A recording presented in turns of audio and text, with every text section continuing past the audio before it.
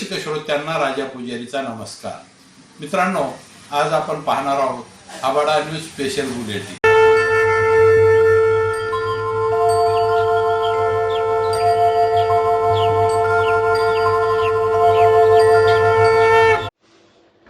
शिरूर कासार येथील भूमिजन साहित्य संमेलन आटोपून आबाडा न्यूज चॅनलचे chief in editor Raja Pujari व प्रसिद्ध कथाकार राजेंद्र गहाळ हे भगवानगडावर भगवान बाबांच्या दर्शनासाठी पोहोचले.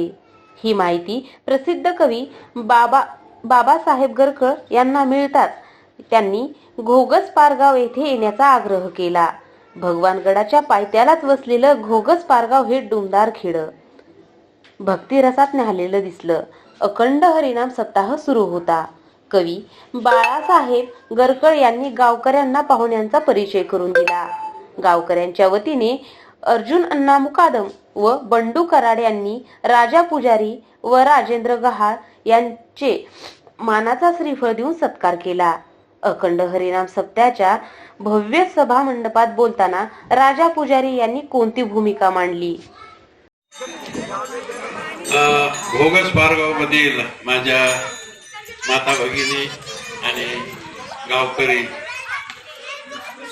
मित्रांनो, माझं घोगस पारगावला मी अप्रत्यक्षपणे येऊन गेलो होतो. यावेळेस अप्रत्यक्ष म्हणजे गावात आलो नव्हतो, पण आमच्या गरकर साहेबांना कुठला तरी प्रश्न एक उचलून धरला होता आणि त्या प्रश्नाच्या वेळेस माझ्याकडे त्यांना काही व्हिडिओ पाठवले होते.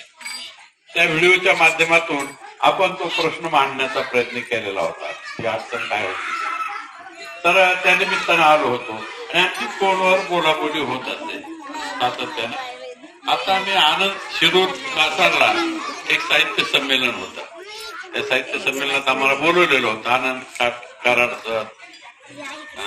कराड आणि किती आपलं पवार, ही सगळी जी मंडळी होती, या मंडळीनं बोलवलं होतं. त्यासाठी आम्ही तिथं आलेलो होतो आणि ते झालं की मग भगवान बाबांचं दर्शन घेण्यासाठी गडावर आलो आणि गडावर मग तिथून फोन केला सरांना. तर सर म्हणजे इथं कार्यक्रम सुरू आहे, त्या निमित्तानं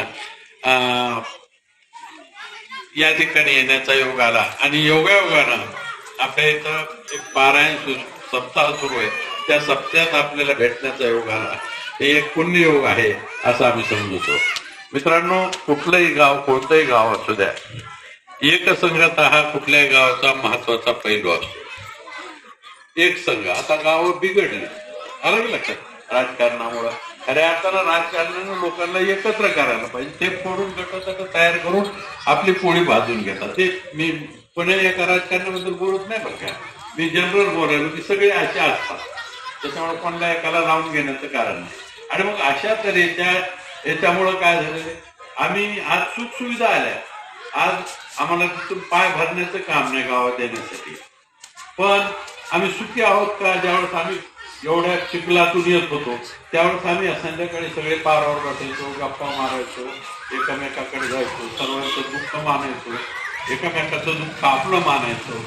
ही परिस्थिती आज राहिलेली नाही. याचं महत्वाचं कारण आहे, काळ बदल केला, प्रगती व्हावी, पण त्या प्रगतीच्या गतीबरोबर नैतिक मूल्य जे आहेत आपल्या जीवनामध्ये, ती माणुसकी आहे, एकमेकाबद्दल त्याग आहे, एकमेकाला आपलं मानणं आहे. ह्या गोष्टी जर नसतील तर तुमची किती प्रगती होऊ द्या, तुम्ही किती मजले चढवा, तुम्ही कितीही श्रीमंत व्हा, तुम्ही सुखी होऊ शकत, समाधानी होऊ शकत. आणि समाधानाचं एक साधन हे आहे आमची ज्ञानेश्वरी म्हणून संत साहित्य जेवढं आहे ते एकमेव सुखाचं साधन आहे. ज्या गावात हे साधन आहे त्या गावात किमान काही ना काही प्रमाणात, पण ही जिथं ज्या गावात नाही ती गावं निव्वळ भूताचा भूतखाना ठरलेली आहे. हे आपल्या लक्षात येईल. याचं महत्वाचं कारण आहे की आम्ही या ठिकाणी एक दैविक अधिष्ठान हे महत्वाचं आहे. आणि दैविक अधिष्ठान असेल तर नैतिक मूल्य राहतात. नैतिक मूल्याचं आदरपतन होत नाही. आणि नैतिक मूल्याचं आदरपतन न झालं की माणूस आपला वाटायला लागतो. कुठला असतो, दुसऱ्याचं दुःख आपलं दुःख वाटायला लागतं. दुसरा माणूस कुठला कोण तरी पण आम्हाला जवळचे मित्र वाटतो. भेट कुठून ते गडबडीने इथून पळत आले. अलग लक्षात, या सगळ्या गोष्टी ज्या घडतात त्या कुठल्या तरी नैतिक अधिष्ठान त्याला असतं, निष्भाव प्रेम असतं.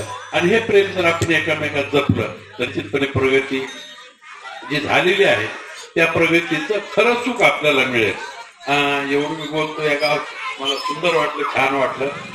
प्रत्यक्ष भगवान बाबाच आपल्यावर हात कृपा करून येतो रे, आणि त्यामुळं या गावाला सुद्धा काही कमी पडत नसेल असं माझा अंदाज आहे. कारण या त्यांचा पदस्पर्श झालेले त्या ठिकाणी, या ठिकाणी ती येऊन बऱ्याच वेळेस गेलेले असतील. आणि म्हणून अशा प्रकारच्या एका महान संतांच्या ज्याला वट्टीवर आपण म्हणू, मांडीवर म्हणू आपण, त्या मांडीवर तुम्ही बसल्या, वर बसले बाबा खाली तुम्ही येतात. तर अशा प्रकारच्या त्या बाबाच्या सानिध्यात तुम्हाला अनेक सद्बुद्धी दिसतो, अनेक चांगल्या गोष्टी करू, एकत्र येऊ. जे काही मनात ते किलमिश असतील असतात थोडं बहुत ते दूर करायचे असतात. त्या जुन्या माणसाकडून आपल्याला शिकवता येतात. आपल्यापेक्षा ह्यांना दुःख जास्त होते, आपल्यापेक्षा घरातल्या अनेक समस्या होत्या, तरी माणसं सगळे एक बाई आमच्या घरातला सगळा संसार चालवायची. छटाक साखर आणायची तर पुढे आणायची. आज छटाक तर राहिलंच नाही कोणाचं. 5 किलो किंवा पोत किंवा 10 किलो साखर एक. पण आजचा चहा तेवढा काही गोड लागत नाही. याचं महत्वाचं कारण आहे की आमचं जे नैतिक अधिष्ठान आहे, आमची जी आपुलकीची भावना ती राहिलेली नाही.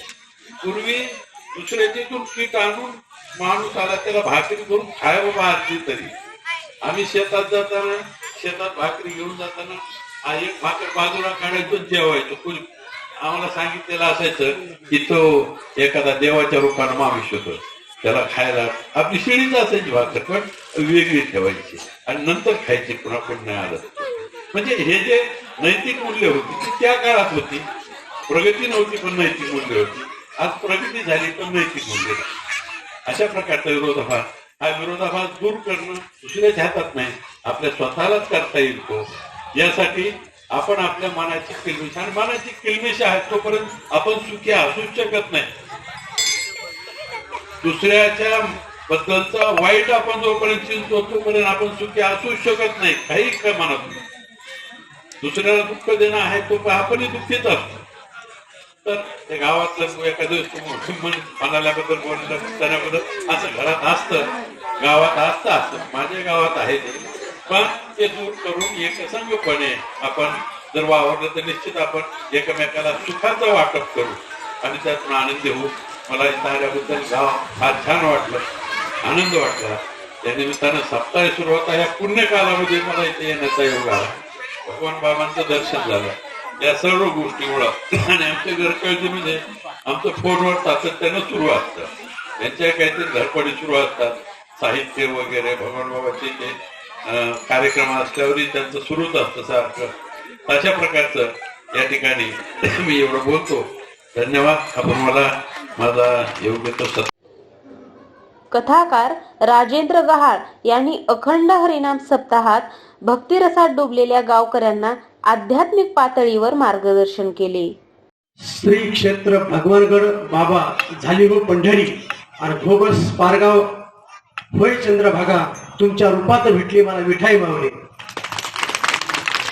जेव्हा मनात वाटते शब्दाची सरिता तेव्हा निर्माण होते कविता. या मातीमध्ये एक संत तुकारामाच्या, संत ज्ञानेश्वरांच्या कुळातला एक कवी बाळासाहेब गरकळ मराठी साहित्यात ज्यांच्या कवितांना धुमकूळ घातलेला आहे. वास्तव जीवनावर शेतकरी, कष्टकरी, ऊसतोड कामगार आणि पिचलेल्या वंचिताच्या तळागाळातील लोकांच्या अनंत प्रश्नांना वाचा फोडण्याचं काम ते कवितेमधून करतो. मी कथाकार, एक कवी, आम्ही साहित्यातले मित्र आहे. आज आम्ही एकमेकाला भेटलो. अखिल भारतीय साहित्य संघ आम्ही असतो सोबत. आणि म्हणून या मातीचा हा नवमदा कवी कथाकार, ज्या ठिकाणी क्रिएटिव्हिटी असते, सर्जनशीलता असते, तिथंच काहीतरी घडत असतं. दैनिक खबराचे न्यूज चॅनलचे आदरणीय राजा पुजारी सर आमचे मार्गदर्शक गुरु.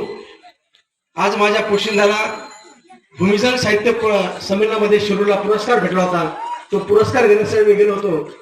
मीही पहिल्यांदा भगवान बाबाच्या गडावर गेलो, दर्शन घेतलं. मी वारकरी कुटुंबातला आहे. हजारे दादेगाव पैठण तालुक्यात माझं गाव आहे. आणि मी परभणीला नोकरी करतो. अण्णासाहेब गोहणे आमच्या गावच्या असल्यामुळं तिकडे नोकरी करतो मी. परंतु माझे वडील निस्सिम वारकरी पंढरीचे. आमच्या घरी एकादशीला भाकर थापल्या गेली नाही. भजन, कीर्तन, पूजन. माझा बाप आषाढी एकादशीला मागच्या वर्षी वाढले 100 वर्षानंतर. आजच्या 107 वर्ष झालं. आमच्या घरात कोणी 100च्या खाली परतच नाही. तासा रेकॉर्ड आहे. अध्यात्म 3.5 हाताच्या घ्यायला पिंडी ते ब्रह्मांडी. या पूर्ण अध्यात्माशी या ब्रह्मांडाच्या पसरस आपलं नातं जोडलेलं असतं. पंचमहाभूताचं शरीर आहे आणि म्हणून काय पंढरी आत्मा पांडुरंग, उकेलेलं अन्न, ताणलेलं पाणी, प्राणी मात्रावर दया, वृक्ष उल्ल्यामा सोयरी वनसरी याच्यात रमलं पाहिजेत आणि आध्यात्मिक गोडी लागली पाहिजेत. आणि म्हणून तुम्हा सर्वांना, मुगस परिवार या पारगावच्या सर्व नागरिकांना, आमच्या माता भगिनींना एकच सांगतो की तुम्ही एक कोणतं तरी महाराजाच्या कीर्तनात सांगतो बघा, काशी केली मथुरा केली केली मी द्वारका, काशी केली मथुरा केली केली मी द्वारका, जगात देव नाही माय बापा सारखा, जगात देव नाही माय बापा सारखा, कशाला जाता दूर अरे घरात पंढरपूर. बघा मायबाप घरी उपाशी तापाशी आणि हे कुठं देवधर्माला, असं जमून पुण्य पादरी पडत नाही. महाराष्ट्र हा देश भारत भूमी संताची भूमी आहे, महंताची भूमी आहे. आणि म्हणून अध्यात्मासोबतच गावामध्ये शिक्षणाचं वातावरण ठेवा. ह्या चिमुकल्याला कम्प्युटर चांगले शिक्षण द्या, फक्त मोबाईल यांच्या हातात देऊ नका. मोबाईल मुलाचे काय डोळे चालले आणि घरातल्या बायका ज्या आहेत महिला त्यांनी टीव्ही कमी पहा. त्या टीव्हीच्या डबड्यानं कोणाचंही चांगलं झालं नाही. वाटल्यास वाचन करा, चांगले ग्रंथ वाचा, जिथे आहे गाथा तिथे टेकवा माथा. जगद्गुरु तुकोबाराचे एक अभंग जरी आपण मनातून अभ्यासला, ज्ञानेश्वरची एकही ओवी जरी आपण घेतली, आपल्या जीवनाला खूप मोठा अर्थ प्राप्त होतो. उडरे उडरे काऊ तुझे सोन्यानं बडीनं पाहू, पाहुणे पंढरीराव काही येते, काही भाताची उंडी लावील तुझ्या तोंडी. अरे काय माऊली ज्ञानेश्वर आपल्या आपेगावचे, संत एकनाथ पैठणचे. आणि या संत साहित्यामध्ये भगवान बाबांनी जे सांगितलं की अध्यात्मासोबतच शेती, साहित्य, शिक्षण सगळ्या गोष्टीत पुढे राहा, एकमेकाला धरून चाला आणि एकमेकाला न भांडता पुढे जा. फक्त संवाद करा, बोलत जा, वाद घाला, पण वादातून म्हणजे खिळीतून मेळीकडे जाऊ नका. आनंदानं जागा. गाव करी ते राव काय करी. आम्ही साहित्यात लिहितो, काय लिहितो आम्ही, आमच्या गावची माणसं, मायाळू माणसं, माती नाती, हे सगळा परिसर लिहितो. आणि त्या साहित्याला मग विद्यापीठात अभ्यास करावं लागतं आमचे पुस्तकं. आता माझ्या साहित्य एम.फिल PhD लोकांनी केल्या का, राजेंद्र गाळ ग्रामीण कथाकारी कवी, कोंडी, लोणेकर, पोशिंदा आम्ही लिहितो, बाळासाहेब लिहितात, पुजारी सर्व मोठे सिद्धार्थ लेखक आहेत, पत्रकार आहेत. आणि म्हणून अध्यात्मासोबत वैज्ञानिक दृष्टिकोनाची काळ धरा, अंधश्रद्धा पाळू नका काय, आणि विज्ञानाचा दृष्टिकोन ठेवून लेकराला शिक्षण चांगलं द्या. एवढंच बोलून मी इथे थांबतो. बाळासाहेबांच्या रूपानं आज तुमची आमची भेट झाली. पुन्हा कधी बाळासाहेबांना बोललं तर आदरणीय राजा पुजारी सर चांगले व्याख्याते आहेत. मी कथा कथन करतो विनोदी पद्धतीचं, एक तासभर हसू लोटपोट होतो. तुम्ही आमच्या माता बघितलं बाबा त्या गहाळाला बोला बरं असं म्हणणार, कारण आम्ही अखिल भारतीय लेवलचे विरोधी कथाकार आहोत. तुमच्या गावाला जरूर येऊ. बाळासाहेबाला तुम्ही सांगा, कधी सांगा. आणि आता राजा पुजारी सरचं नातं आहे. दैनिक हवाडा, मराठवाड्यातल्या महाराष्ट्रातल्या शेतकऱ्याच्या कष्टकऱ्याच्या अनंत प्रश्नाला वाचा कोणाला न्यूज चॅनल आहे. अजाबात कोणाला न भिणार, जे सत्य आहे ते सत्य राहणार. ते नाव राजे येते. आणि म्हणून तुम्हाला मी साष्टांग दंडवत घेऊन इथं थांबतो. बोला पुंडलिक अवतारी विठ्ठल श्री ज्ञानदेव तुकाराम, पंढरीनाथ महाराज की जय, भगवान बाबा की जय. शेवटी कवी बाळासाहेब गरकळ यांनी कार्यक्रमाचे संचालन केले व पाहुण्यासह गावकऱ्यांचे आभार व्यक्त केले.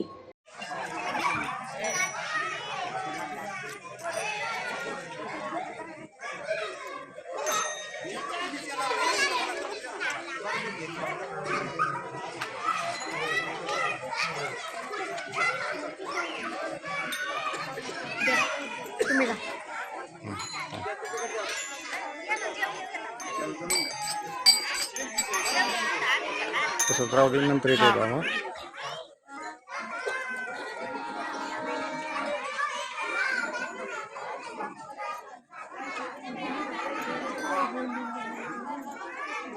करू का?